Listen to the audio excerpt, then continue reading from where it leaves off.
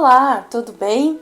Vamos dar continuidade ao capítulo 4 do livro Jesus, o maior psicólogo que já existiu. A verdadeira culpa versus a falsa culpa. Ele conscientizará o mundo do pecado. Passagem escrita em João capítulo 16 e verso 8. Muitas pessoas acham que o consultório de um psicoterapeuta é o lugar aonde pode ir para atenuar sua culpa. Elas acreditam que a culpa é neurótica e que os terapeutas são especialmente treinados para ajudá-las a livrar-se dela. Chip vinha para sessões com o mesmo entusiasmo e carisma que dedicava a todas as áreas da sua vida. Era eloquente, motivado e bem-sucedido em tudo que fazia. Embora Chip me garantisse que amava a mulher, ele me confessou que tivera um caso extraconjugal. A mulher ficou furiosa quando descobriu e insistiu para que ele fosse fazer terapia para tentar se compreender. Chip estava genuinamente perturbado com a possibilidade do seu casamento fracassar. Ele detestava o fracasso. Embora Chip tivesse deixado bem claro, tanto para mim quanto para a mulher, que estava se sentindo muito mal com o que fizera e que desejava que seu casamento desse certo. Tive dificuldades em ajudá-lo. Eu não compreendia bem a razão do seu mal-estar. Finalmente descobri que Chip de fato estava se sentindo culpado, não com relação ao que havia feito, mas por ter sido descoberto. O tipo de culpa que Chip sentia não se baseava no remorso que experimentamos quando magoamos alguém que amamos, mas no medo das consequências por ter cometido um erro e estragado as coisas. Na verdade, o que Chip estava sentindo era uma falsa culpa. É difícil tratar a falsa culpa na psicoterapia, porque as coisas não são como parecem ser. Chip não conseguia admitir para si mesmo o verdadeiro motivo da sua culpa. Se conseguisse, ele admitiria que não acreditava que os homens fossem capazes de ser monogâmicos e que pular a cerca de vez em quando era admissível. Mas não podia aceitar essas ideias porque sabia o que a mulher pensaria a respeito delas e tinha medo das consequências. Chip deixou a terapia alguns meses depois, sentindo-se muito melhor, e informou a mim e à mulher que aprendera muitas coisas a respeito de si mesmo. Mas no fundo, Chip nunca concordou comigo sobre a razão dos seus sentimentos de culpa.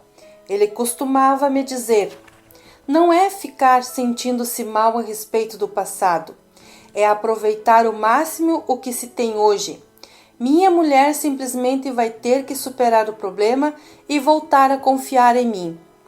Parece que Chip conseguiu evitar o divórcio, mas duvido que a mulher dele tenha voltado a sentir-se segura no casamento.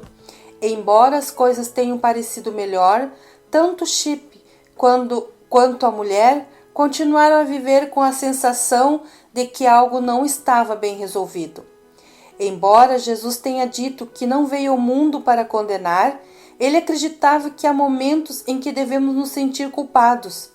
A partir da perspectiva dele, nem toda culpa é má. Jesus acreditava em dois tipos de culpa.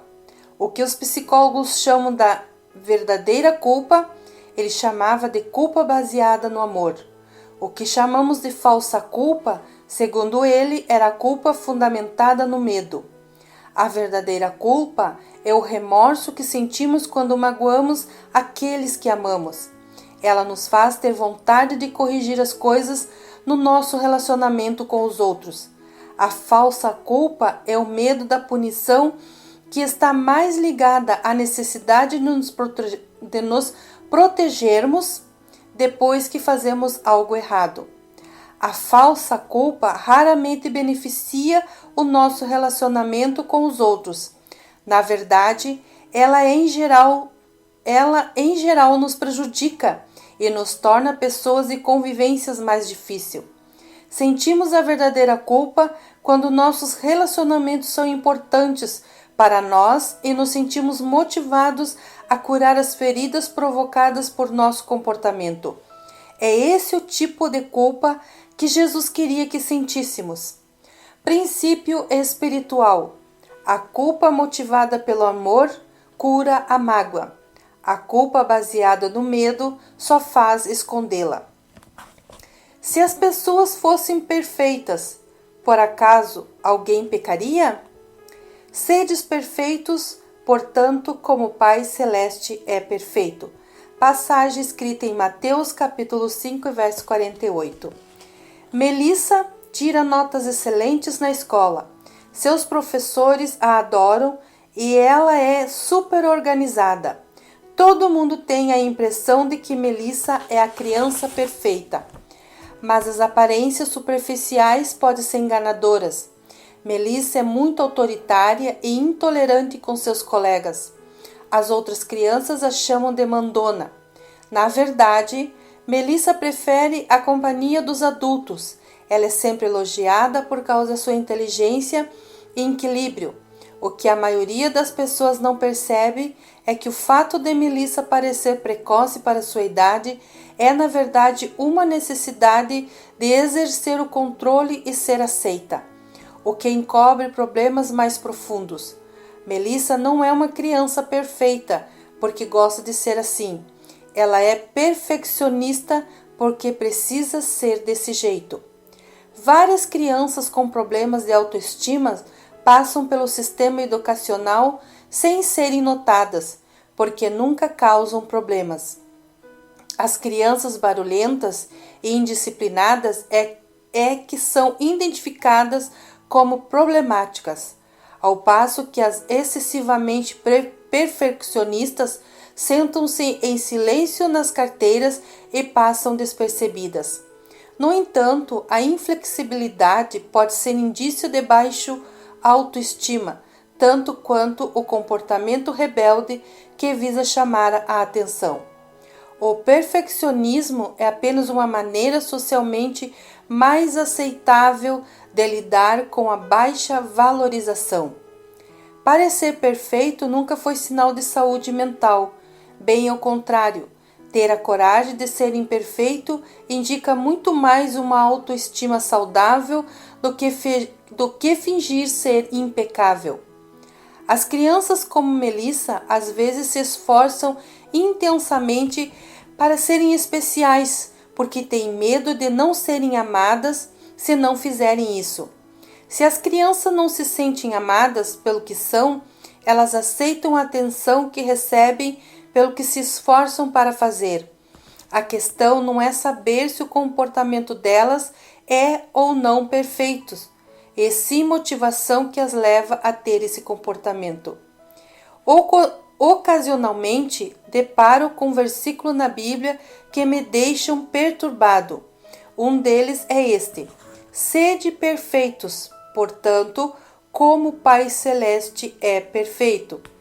Esta frase dá a impressão de que Jesus estava estabelecendo para os seus seguidores um padrão ridicularmente alto que, se não fosse alcançado, poderia fazer com que eles se sentissem maus e inadequados.